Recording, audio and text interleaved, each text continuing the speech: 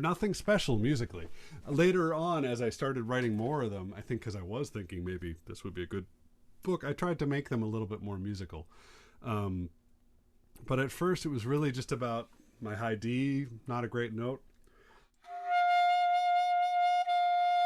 Talk about playing one note and see how you feel about it. I don't feel too good about that note, so let's try it again.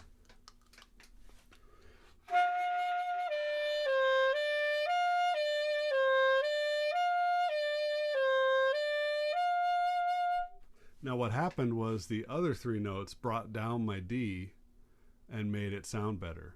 So by rooting my sound a little bit to that B, now I feel like I'm talking about Tai Chi language. I teach Tai Chi too. It's a lot of this stuff crosses over. You know, it's intention, rooting, and a holistic perspective as to how you make sound out of the instrument. So connecting from the D to the B.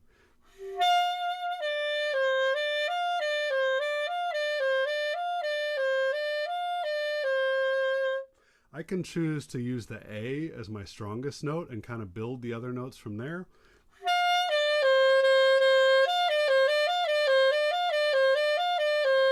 So in my head, and my voicing, I'm kind of thinking A the whole time and just letting the fingers hit the other notes. Or I can think of the D as my strong note.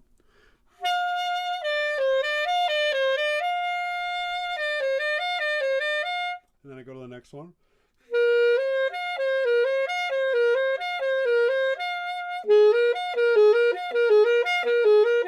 But now my D is starting to get choked off. I probably wouldn't just run through them like this. These are very high focus exercises. They're little material that you can spend a lot of time thinking about resonance of notes, what Sturman would call inclusive intervals.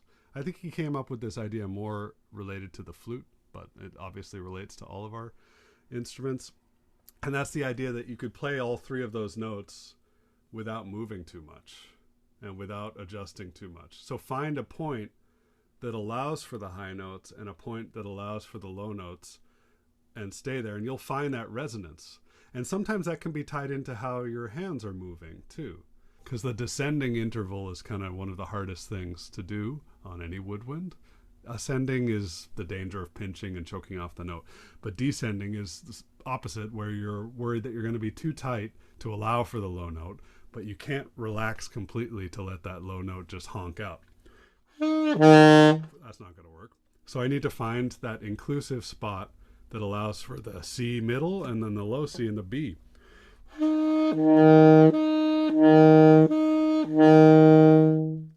Kind of starting to find it. Putting a little stepping stone in the one before it, C, F, C, gives me a little bit of a stepping stone to get down there. And doing it a little faster, you can really start to feel like you're really playing just one note.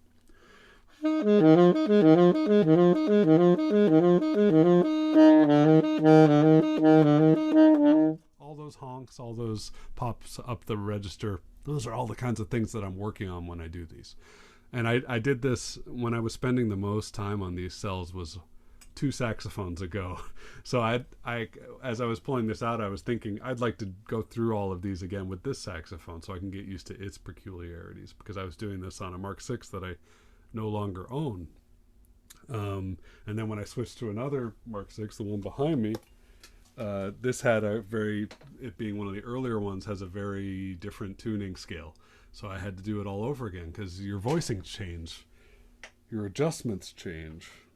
And now I'm playing a con, and that brings in a whole other bunch of elements, because anything that goes to a low C sharp, let's see if I can find one, maybe this one here. I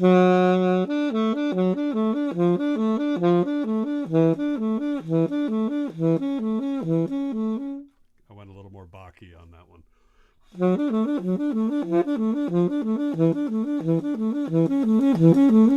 Anything that brings in the C sharp is going to be problematic for a con, because I don't have that articulated G sharp, C sharp thing. This one wasn't so bad because there's no G sharps, but you have to slide. So that brings in another element. I'd probably write a whole different set of cells for con saxophones. And then this gets back to something, and keeping in mind that none of this is in Bach Shapes. I'm giving it to you out of my notebooks. I just typed it in out of my notebook. next time. But what I may do is combine the Bach loops that are in Bach Shapes II with these and make a little bit of a practice book that's just for sort of daily ironing out of intervals. I don't even think of it as finger technique. These always get sold as like finger busters or chop busters, like they're about the fingers, and that is part of it. But for me, the challenge is just getting the intervals to sound good. So looking at that high one and the middle line, sorry to hit your ears,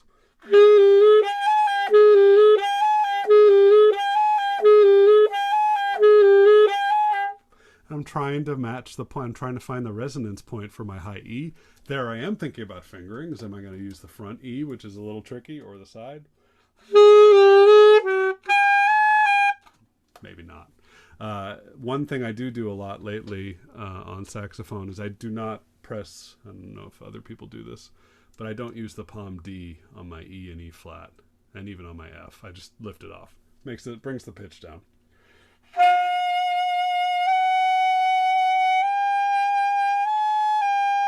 So that's without the D down. Works fine. Obviously, if I'm tuning in a live situation and I need to bring it up, then I would put the first palm key down. But I like the resonance of not having that D key down after the D. That's something I had to do.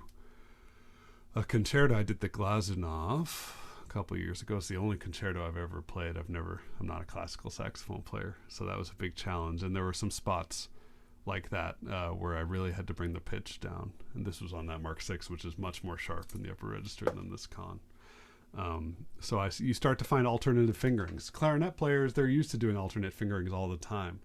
Saxophone players, we don't talk about it as much because there aren't maybe as many options. Once we have all this key work, you can't kind of substitute as many things as you can on clarinet, where you can really come up with 7 or 8 different fingerings for one note.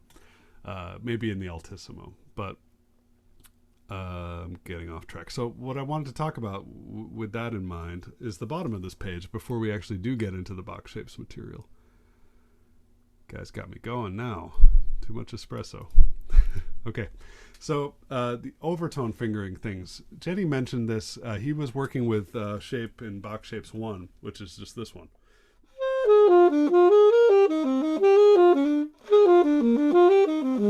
Just like 7th chord arpeggios, but adding in overtone fingerings, mixing overtone fingerings or harmonic fingerings and the regular fingerings. So we've talked about, I mean, we haven't talked about, but I'm sure you've talked about overtone scales, using the low B flat for the high B flat, and etc. This is a way to ease into that because I was struggling with that on this somewhat tough tuning scale of that Mark VI behind me. So by mixing in the overtone fingerings and the normal fingerings, you get an effective exercise. So I'm going to maybe I'll try and play the third one here. So the X's are the overtones. So C sharp or G sharp, I'll use the C sharp fingering.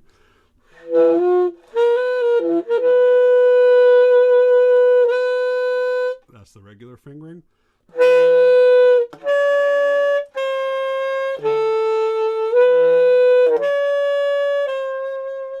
These aren't going to make your neighbors happy. I'm moving into a new apartment, so I'm a little nervous about that. That's why I'm shopping for whisper rooms for my apartment. But it's a way of connecting your overtone fingerings to your normal fingerings.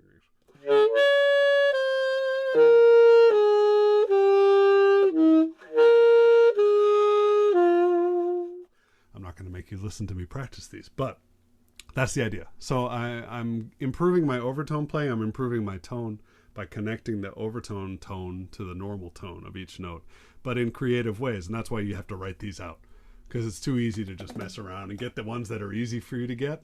But by writing these out, now I'm wrestling with something I knew was hard for me 4 years ago, and I'm pulling it out again. And it's still hard, of course. And those next ones, the final ones on this page, wide intervals. I can't stop the air like that, so I need to find a way to get down from A to down to low E. So I have to move in on the reed, open up to allow both of those intervals, inclusive intervals.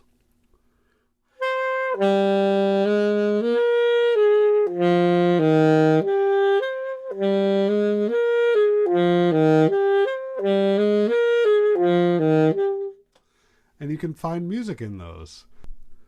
These are clarinet break exercises, but it's not about the fingerings of just getting across the break.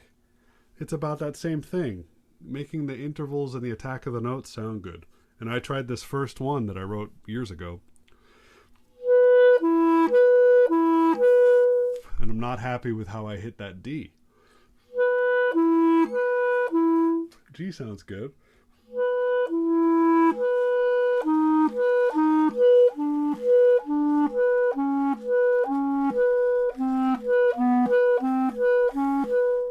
See, I'm slapping the keys now. All of these shortcomings are things you can become aware of. And this is, you know, it makes you, it's like the first time you played with a tuner and you realized all the things that were going on that you didn't really know about before. It raises your level of awareness.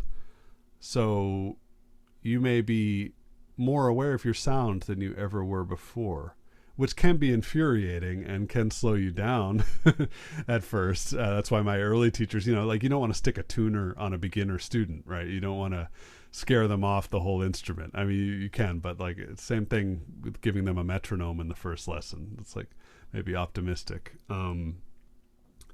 But once you are aware of these things, you can't be unaware of them. So when I started working on these things every day for a couple of years, it was really part of my getting into the clarinet. It gave me a good in because I didn't have all the things I could take for granted on the clarinet that I could on saxophone. Saxophone, I had a lot of technical stuff that I guess I had just kind of ironed out over 20 years of playing. Clarinet, it's like everything. Oh no, I really need to figure out do a studied approach to ironing out these intervals. So that helped, and then it informed my saxophone playing because clarinet is so much more precise with the fingers. You can't, you're going to hear it and your notes won't come out and you'll squeak and all those things. So these are just some same exact approach. If I sat down to practice number 4, excuse me, I'm just trying to get a resonant C and a resonant F. I didn't make enough room for that D. Part of it was pushing more air.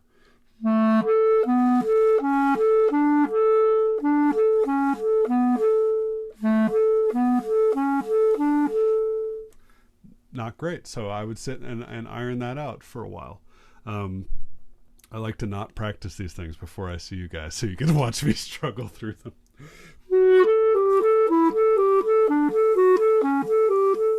Little exercises like that. I mean, if you play clarinet, you've seen the Krebs books, you've seen the Berriman books, the Closet books, they all have these kinds of things. But there's something special about writing them for yourself. You'll find them in those books. I mean, nothing wrong with just pulling them out and doing that. But every now and then, I think I was doing that and I was supplementing by any time I would find a little thing that particularly was difficult. I would kind of jump around. And then clarinet, same as alto, that palm key area, that third register, their transition is tough. Not the third register itself so much that's tough. I'm not even going to play these for you into the microphone. But it's that transition from like C up into the E flats and the E's and the F's. You need to measure that out and feel where your embouchure and your voicing needs to be. So these are just some that I penciled, and you can mess around with those too. They're pretty instrument specific, but maybe not. Articulation, because we have music now. It's not just interval patterns. So we can do the basic stuff. Could try not to subtone, which I'm doing. Back up. That's my first challenge right there, is I tightened up for the E, and then I have to drop down to an A. So I want to find a position there.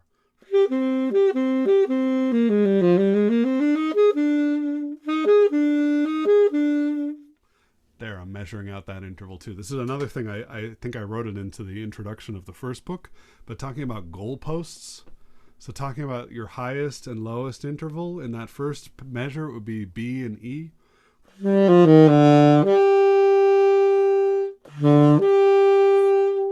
And kind of tuning that interval and making sure your embouchure and voicing is in the same place for those two notes, and then fill in the notes in the middle. And we're going to talk about filling in a minute. It's the same idea.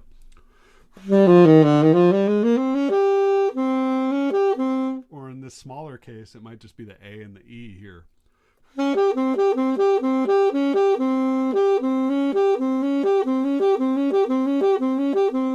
So now I've taken A, B flat, E, and A and made one of those basic saxophone cells.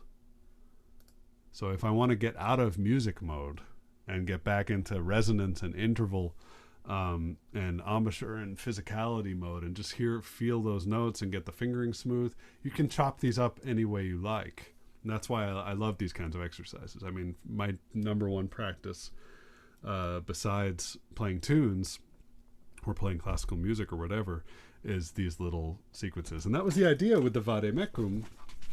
If you read the preface to any of these books, or if, what's his name? Kalman Opperman, the other clarinet book writer and teacher of Jimmy Giuffre, all of his books are kind of designed for like the working professional or the doubler who doesn't have a ton of time. Because you can sit and just play one of these lines for a few minutes and really improve your playing if you're conscious enough to do it. If you just rip through them,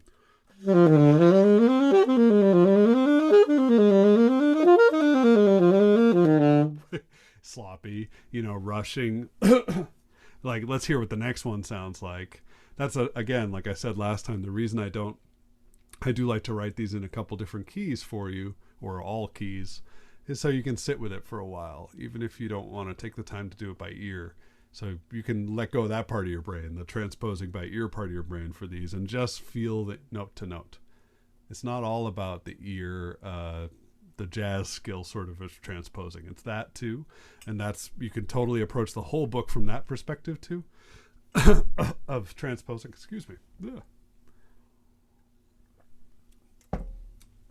Hearing the intervals, the half steps, the whole steps. I'm doing all of that, but now I'm really focused on just feeling the instrument and feeling those notes. So let's go to a different pattern. Number 13. Oh, this is a good one. So actually there's a variation on this later.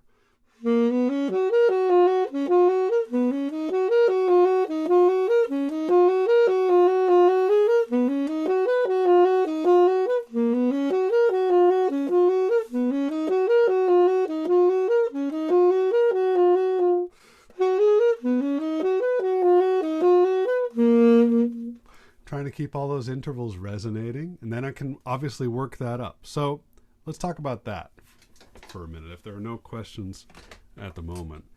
Speed. So getting away from just the connecting the intervals, though we're going to keep that in the back of our mind. How do I work this up to speed? Because that's, especially on this con, when I'm working with side keys and pinky keys all the time, they're a little difficult to play. So I need to work with this to build up the speed. And there's two different ways. There's the metronome way, and I'll use that too because it's good to have a measurement, right? So once you're able to play with a metronome, the reason to use it for me is to just measure my progress, right? So I'm measuring 5 metronome markings today. I'll go up 5 tomorrow. I'll go up 5 the next day. I think that's a valuable thing. But then there's the other approach. Then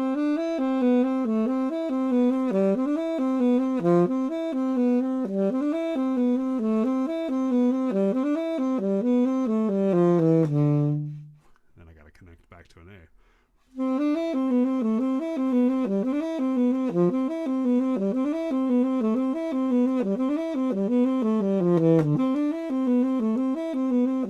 So I have this short little pattern, and she talks about it. I mean, the book is Mastering the Chopin Etudes, so she's taking little measures or two of Chopin usually and breaking it down, the various ways you can practice it. And she's not going to suggest that you use a metronome. She's going to talk about getting a basic rhythm in your body. So I'll find that on the downbeats of each beat.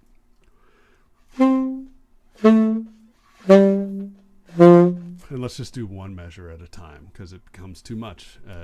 You definitely don't want to go more than 2 measures. It depends on the music, of course. If we're talking quarter notes, maybe I'd go more. But here we have plenty of notes in one measure. So I'm just going to take the A, the F sharp, the E, and the D. And I'm not going to start slow. I'm going to start right at the speed I'm shooting for. And there's different ways to work on this, but let's try it that way. because this one's not that technically difficult for me. So I want to try and work it up a little bit.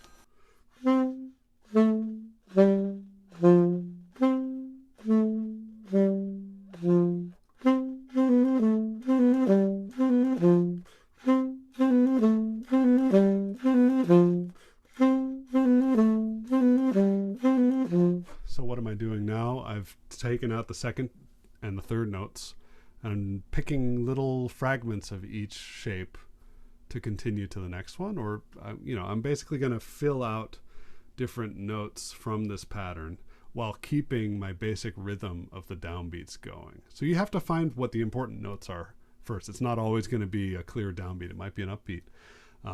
So you find the strong beats and then you fill in the weak beats. And this was designed for piano players, so it works a little better for them because they can do that for longer without getting tired. So I've found as a woodwind player, I need to break it up a little bit more. We can't just hammer away for a half hour like this. So take rests and fill it out. But I'll try and show you how I work with this. Let's see if I can do different things.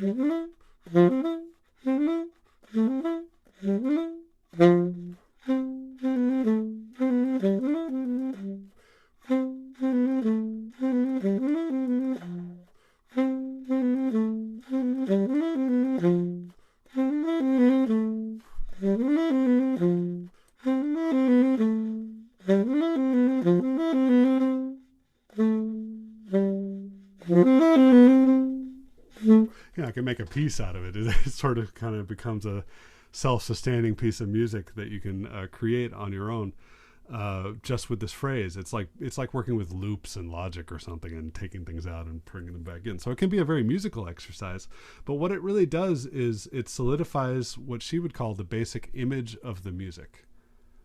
So I think the order of practice as prescribed by Abby Whiteside is to go through it once, hear note to note,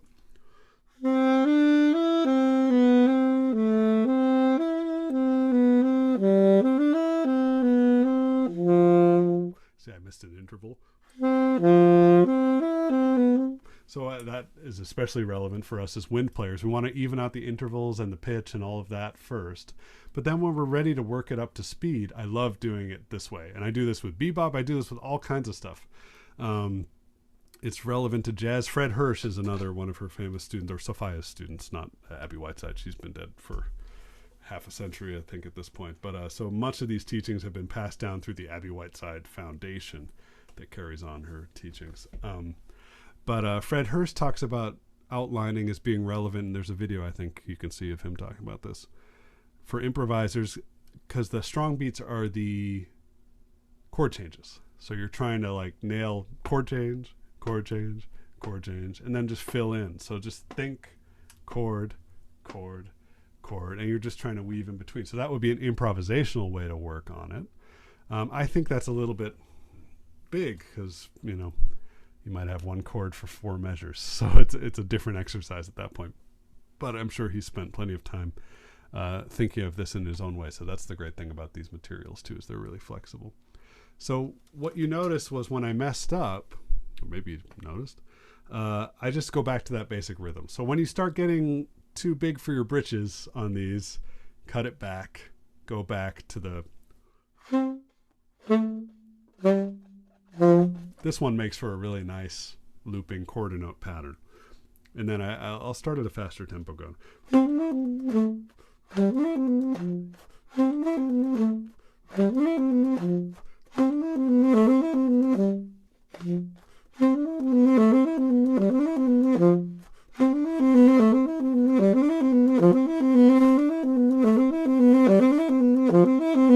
And you can feel how much more driving my rhythm is.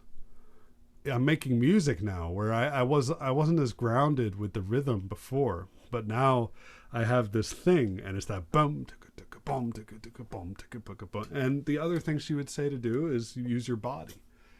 And you could use that in any way you see fit. But I did find that as I started to study this stuff 8 or 9 years ago, I started feeling the rhythm, and this is really relevant for swing, Because when I play a measure of swing,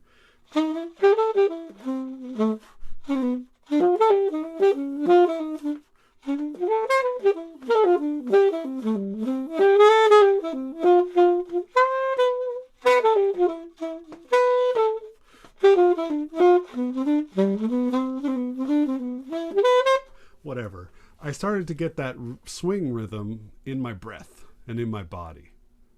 And I felt a very substantial difference from one day to the next when I discovered that. I remember playing a gig with Gary Wong and Pete Rendy in Midtown. We had played a lot before, but I hadn't found this yet. And we were playing tunes, and I felt like finally I'd kind of discovered what swing really feels like. Because you hear a lot of people playing a very flat eighth note in jazz. So when I found that thing in the breath, and I really feel like it's in the breath, it's in the vibrato, it's in how you end your phrases, how you start your phrases. It's another cohesive thing. The music became much more enjoyable because just playing in rhythm was a pleasant experience. Then the next step is like, oh, did I play good notes or not? But just having that dance in your playing, I think of Sonny Rollins, who has so much dance in his beat. It's all just dancing around the beat. His downbeats are so strong that his upbeats are extra free. He can play around with the beat so much. So then I just move it into another key, same thing. I got to find that basic rhythm. It almost makes sense to just start with the outlining first.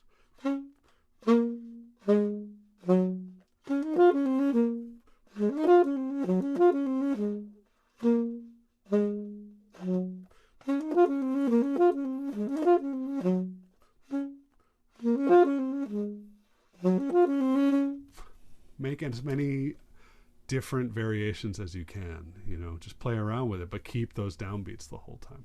Any questions on outlining? Big concept. Good one.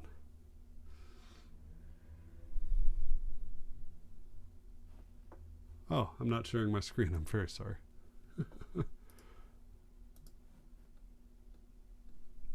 Hopefully you still got the idea. So I've been playing, which one? I gotta find it. Here we go. So this is what I was playing. Sorry that the visual wasn't there for you. Line 33. So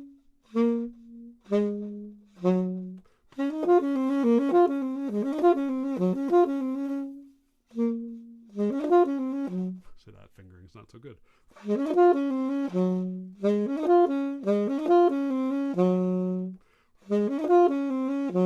And of course, if I have a real difficulty with something, I might break out of the outlining and slow down and work it up the traditional way a little bit too. So it's a complementary practice. It's not an exclusive practice, but it's great for any type of music. And then if, we think about it in the jazz sense, how could I make that work for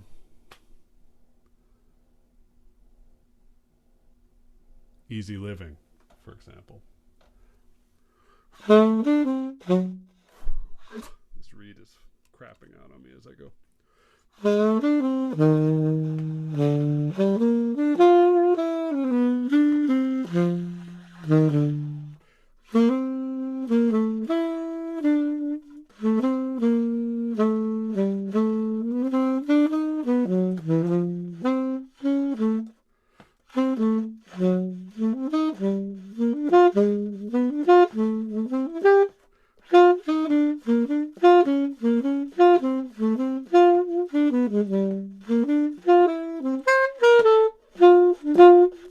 So I'm just laying out not all the roots, but I'm hitting each chord. So I'm feeling it out as I go. I'm getting better at it as I go, hopefully.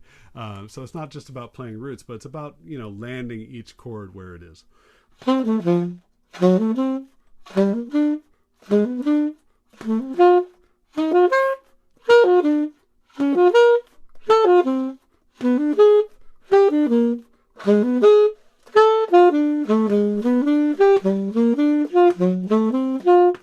Whatever, I can find different creative ways. So by keeping that same feeling of outlining, meaning I have like a basic rhythm in my body, boom, ba-do, bo-da, ba-do, ba-dee-da-da, ba-ba, ba-da-ba-ba, ba-da-da-ba, ba-ba-bo-de-da-ba-do, ba-da-ba-do-dee, do-da-ya-do, ba-da-do, ba-da-ba-da-bo. Ba-do, ba-do, ba-dee, da, do, da, da, do. It enhances my rhythmic playing. Because there's so many guys that you'll hear that will just kind of start. And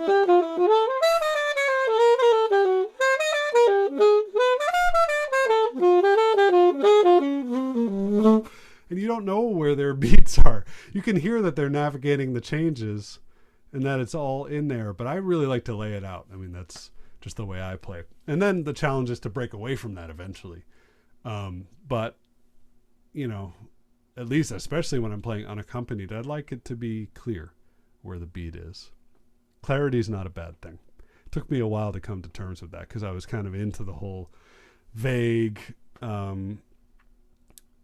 ambiguous line that kind of trails off and comes in, and I was into that kind of playing. But it's not, you know, there's a way to get into that that's still grounded, and we want to try and be clear with the statement we're trying to make, no matter what the stylistic implications are. We want to be clear with our ideas. I don't think that's ever a bad thing.